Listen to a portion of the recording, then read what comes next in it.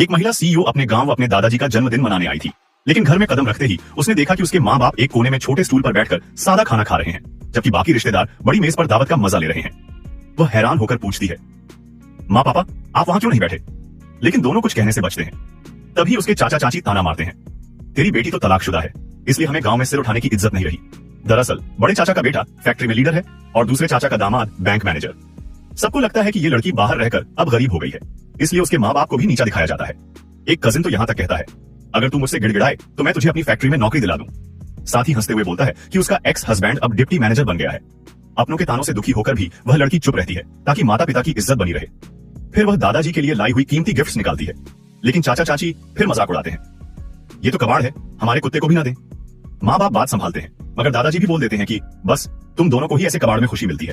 तब लड़की कहती है, जिसे आप कबाड़ कह रहे हैं उसकी कीमत करोड़ों में है। सब हंस पड़ते हैं और दादाजी गुस्से में उसे झूठी कहकर घर से निकालने को तैयार हो जाते हैं। लड़की कहती है, अगर आपको यकीन नहीं तो मुखिया को बुला लीजिए। मुखिया आकर जांच करते हैं और पता चलता है कि उन गिफ्ट्स में 1000 साल पुराना जिनसेंग है, जिसकी कीमत 10 करोड़ से ज्यादा है। यह सुनते ही सबके चेहरे उतर जाते हैं। दादाजी जल्दी से कहते हैं, ये गिफ्ट मेरे कमरे में रख दो। तभी लड़की बोलती है, ये तो मेरे माँ बाप के लिए है। अब रिश्तेदार सोचते हैं कि शायद वो सब दिखावा है और गाड़ी भी किराए की होगी। तभी बड़ा चाचा बोलता है, अगर सच में तेरी गाड़ी है तो बुला के दिखा। लड़की मुस्कुराकर फोन करती है, 10 माई बैग लेकर आओ। थोड़ी देर में जब 10 लग्जरी गाड़ियां घर के सामने